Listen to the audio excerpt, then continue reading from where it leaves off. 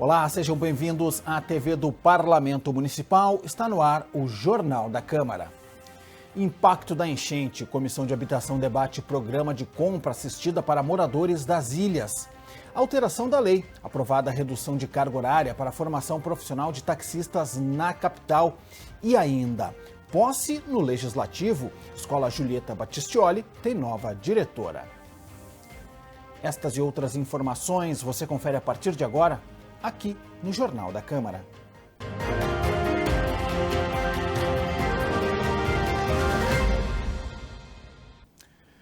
Com a sala de reuniões lotada, a Comissão de Habitação tratou sobre o programa de compra assistida para moradores da região das ilhas. A localidade foi fortemente impactada pela enchente de maio. A comunidade cobrou agilidade no atendimento da população afetada. A pauta foi proposta e conduzida pela integrante da CUTAB, vereadora Karen Santos, do PSOL. A reunião começou com os depoimentos dos moradores que perderam suas casas na enchente de maio e que estão desesperados sem ter para onde ir. As famílias estão alojadas em abrigos ou na casa de parentes. Era 5 horas da manhã, comecei a gritar, pedir socorro, que eu já estava com água no pescoço. Aí o rapaz veio e tirou nós. Eu saí do nada, assim, não tinha nada. E daí pegou. Agora a gente não tem casa. Tá lá, assim, tô morando lá com a minha filha. E a gente não ganhou nenhum aluguel social porque não tem que ter os critérios.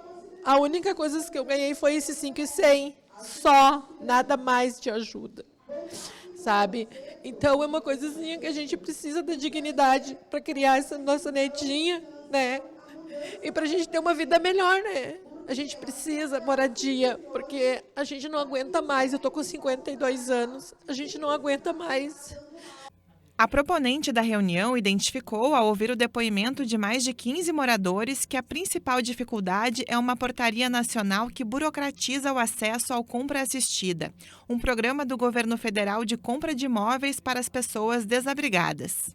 As pessoas vieram hoje pela compra assistida, pelo que os técnicos do DEMAB nos colocaram hoje, pela portaria 520, eles são obrigados a fornecer um laudo que depois vai ser analisado pela Defensoria Nacional, Defensoria Pública Nacional, e isso está atrapalhando a constituição da demanda, porque tem muitas casas que estão em pé, mesmo sem condições de habitação, mas que pela técnica dos engenheiros, dos técnicos, as casas estão sendo indeferidas para o programa da compra assistida.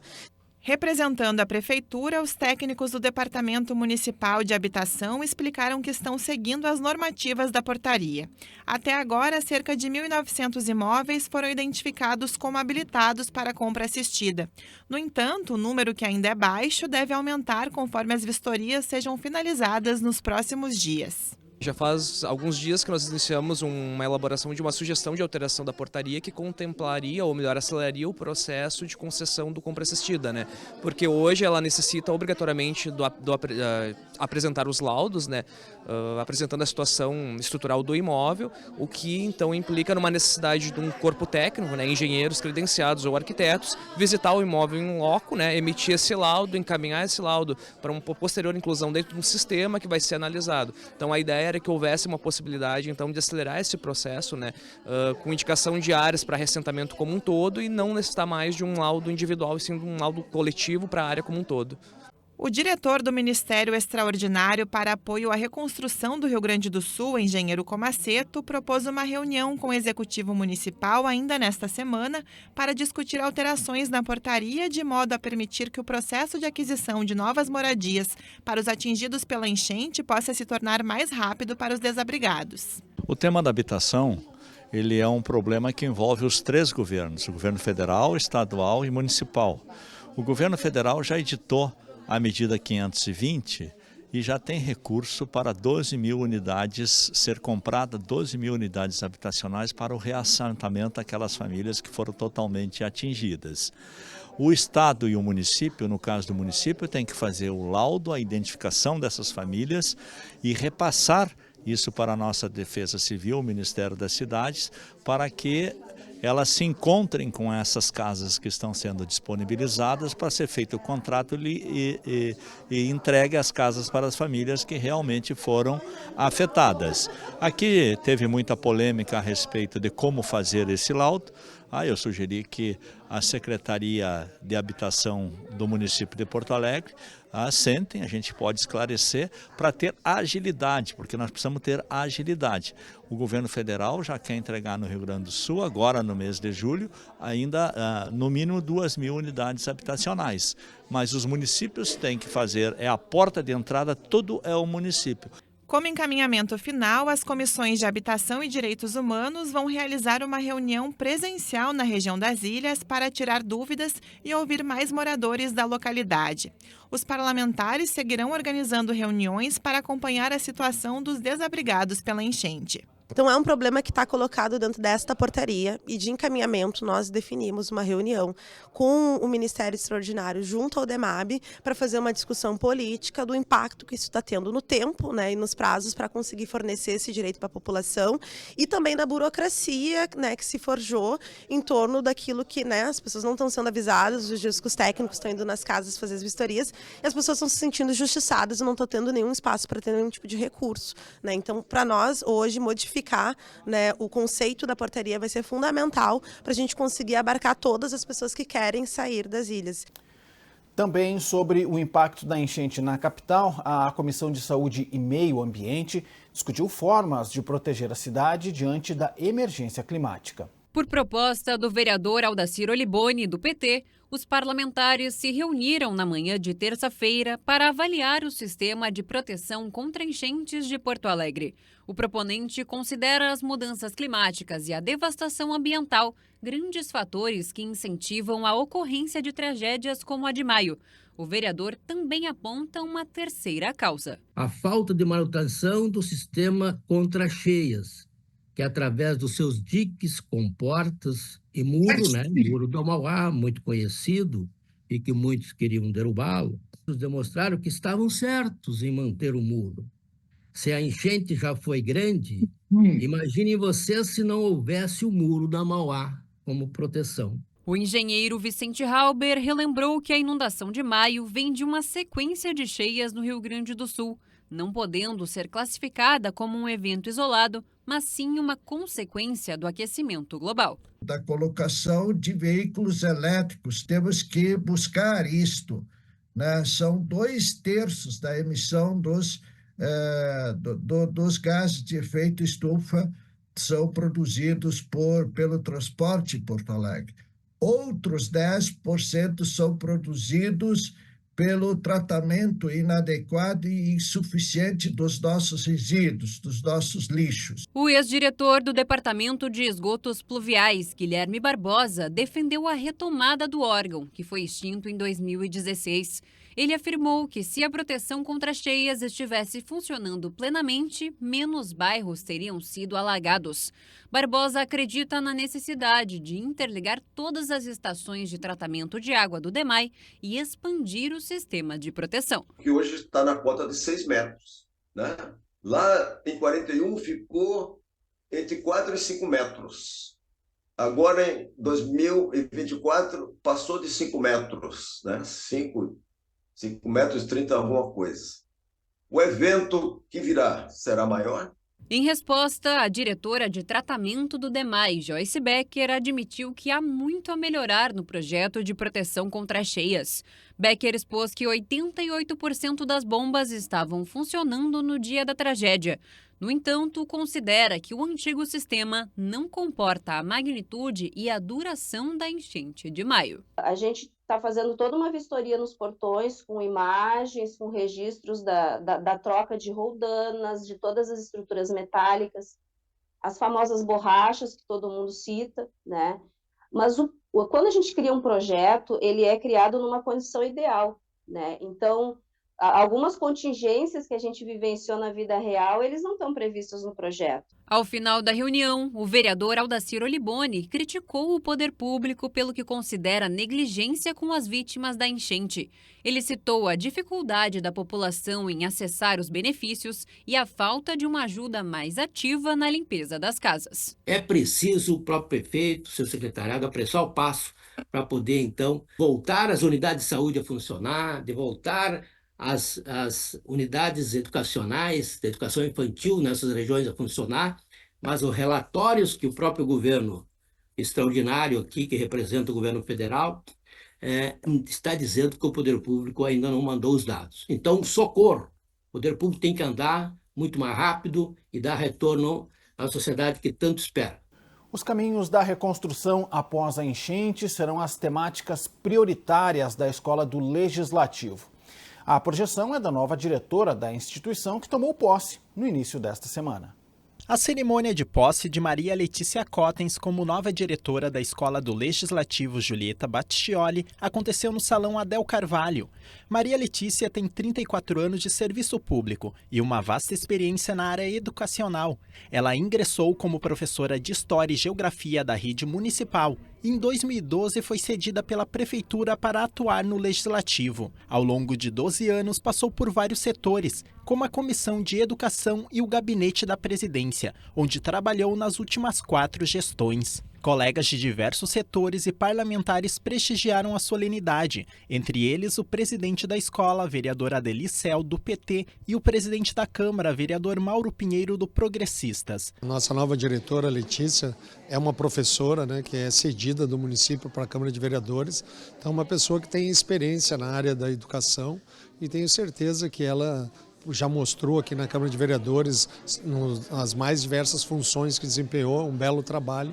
Tenho certeza que ao comando também do vereador Adelicel, que é o responsável pela Escola do Legislativo, farão um ótimo trabalho, trazendo de forma inovadora novas funções para a nossa Escola do Legislativo dentro da Câmara Municipal de Porto Alegre. Um dos projetos que a nova diretora ajudará a implementar será o Caminhos da Reconstrução. Houve uma questão histórica da nossa cidade, que foram as enchentes que afetaram a todos nós porto-alegrenses.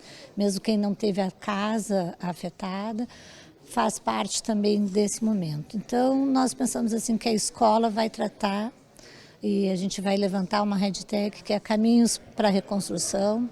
Essa reconstrução passa pela saúde mental de todos os porto-alegrenses, das questões do afeto que foram perdidos nas memórias, nas fotos, nos documentos, e que a nossa casa também foi afetada. A Câmara ficou com 1,5 metro de água, e então documentos,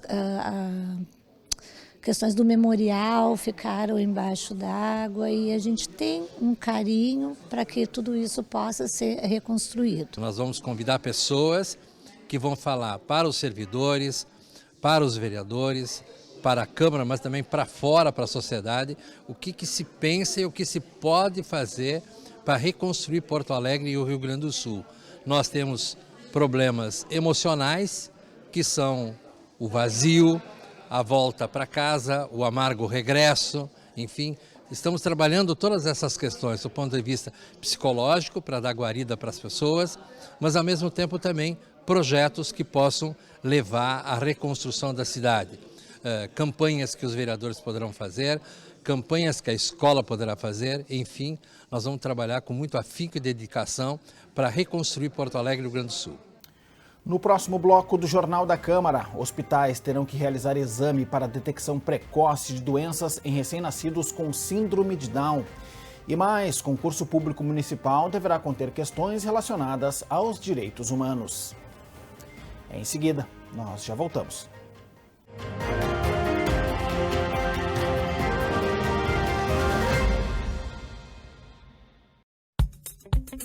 Defensoria informa. Você sabia que pessoas idosas têm preferência em diversos serviços prestados para a população? O atendimento prioritário é um direito das pessoas com mais de 60 anos. Além das filas em estabelecimentos comerciais, isso também envolve tramitação de processos administrativos e judiciais. As pessoas idosas com 80 anos ou mais têm preferência no atendimento em relação aos demais idosos. Para mais informações, acesse defensoria.rs.def.br.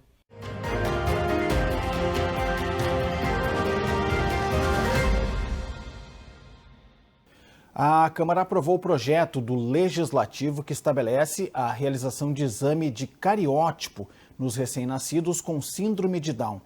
A medida é válida para hospitais públicos e conveniados ao SUS em Porto Alegre.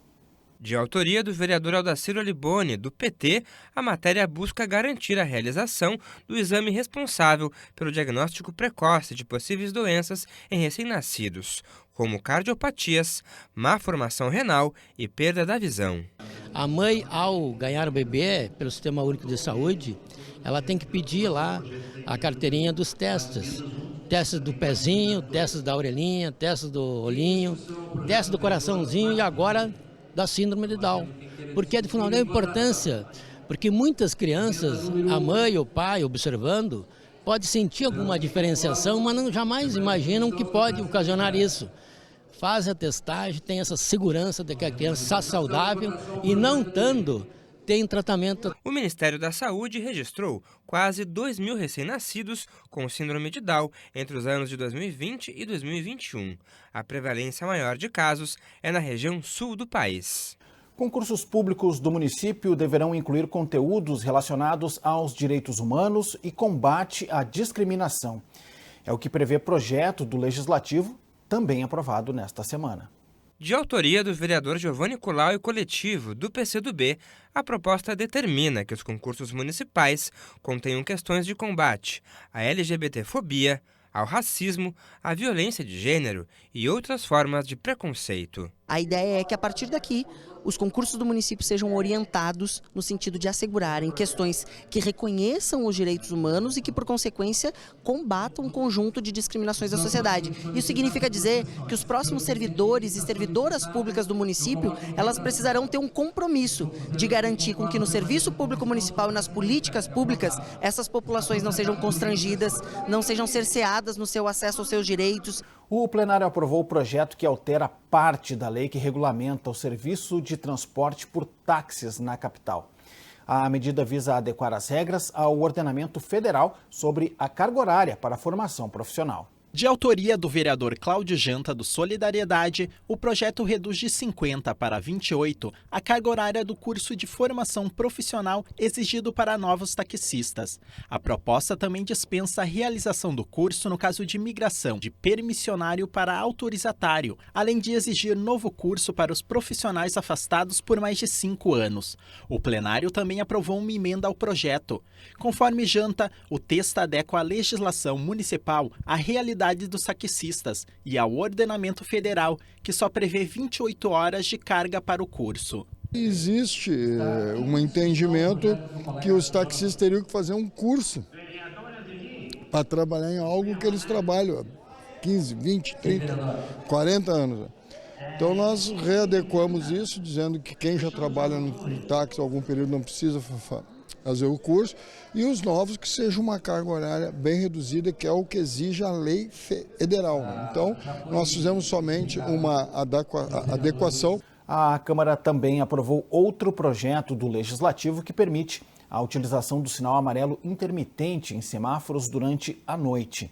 A medida visa trazer mais segurança para os condutores em horários com pouco movimento. De autoria do vereador Márcio Binzeli, do PDT, a proposta estabelece que os semáforos poderão permanecer com o sinal luminoso amarelo em pontos que não envolvam riscos de acidentes. Emenda aprovada à matéria assinada pelo vereador Cassia Carpes, do Cidadania, sugere que o sinal seja utilizado preferencialmente entre meia-noite e 5 da manhã. Outra emenda aprovada, de autoria da bancada do Republicanos, estabelece que a medida não se aplicará em áreas próximas de unidades de saúde e escolas. Conforme o vereador Binzeli, o projeto traz mais segurança para o motorista, que não precisará parar no semáforo durante a madrugada. O município terá que instalar pontos de coleta de tampinhas e lacres em órgãos públicos da cidade.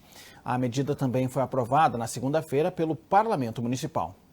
De acordo com o projeto, a instalação dos ecopontos deverá ser priorizada em locais como Centro Administrativo Municipal, escolas públicas e unidades de saúde. A proposta ainda prevê que o material arrecadado será entregue a entidades beneficentes sem fins lucrativos que atuem em Porto Alegre, desde que devidamente credenciadas. Autor do texto, o vereador Alvoni Medina, do Republicanos, argumenta que a iniciativa, além de conscientizar a sociedade acerca da importância da reciclagem, ajudará muitas pessoas. Acima de tudo, a importância de colocar no jogo público é conscientizar a população da reciclagem e também da importância do trabalho que é feito com esses lacres. São várias utilidades que são feitas com as tampinhas, com os lacres, onde são instituições são atendidas, são acolhidas, famílias são atendidas através dessas tampinhas, onde elas vendem esses materiais e trazem os benefícios para a instituição. Quer dizer, muitas dessas tampinhas, os lacres, ajudam muito as instituições. Então, esse trabalho, fazendo com que a população entenda a importância da reciclagem e essas tampinhas na natureza, elas levam 200 anos para ser dissolvida, para ser destruída, ser desmanchada. Então, ensinar a população a reciclar e mostrar para elas que o meio ambiente precisa também dessa ajuda, desse apoio. A banda marcial Juliana, do Colégio Estadual Júlio de Castilhos, será patrimônio histórico e cultural de Porto Alegre. A proposta aprovada pelo Legislativo é de autoria do então vereador Marcelo Esgarbosa. A banda foi fundada em 1960. A Câmara ainda aprovou na sessão de segunda-feira projeto que cria o selo Bar que Respeita o Músico. De autoria do vereador Roberto Robaina, do PSOL, a proposta prevê que o selo será concedido pelo município aos estabelecimentos comerciais que repassarem 100% do valor cobrado de couvert artístico para os músicos. O texto ainda determina que os bares devem divulgar, em local visível a todos os seus frequentadores, o percentual do couvert efetivamente repassado ao artista. Música é um trabalho, né? Não é só um divertimento para as pessoas que vão num bar. O músico que está lá está trabalhando e ele precisa ser valorizado por esse trabalho e precisa ser conhecido o valor que ele recebe, porque não ser de conhecimento público é algo que inclusive pode permitir que os músicos não recebam de modo adequado. E por isso que eu fiz esse projeto junto, na verdade, elaborado com o pessoal da Associação dos Músicos da cidade de Porto Alegre, pela Linda Borges, que é uma música muito talentosa que nós temos, e nós achamos muito importante que tenha sido aprovado por unanimidade aqui na Câmara dos Vereadores, porque valorização da música e da cultura é uma questão fundamental para que a cidade possa se desenvolver. O Jornal da Câmara de hoje fica por aqui. Mais informações do Legislativo no site da Câmara de Vereadores de Porto Alegre.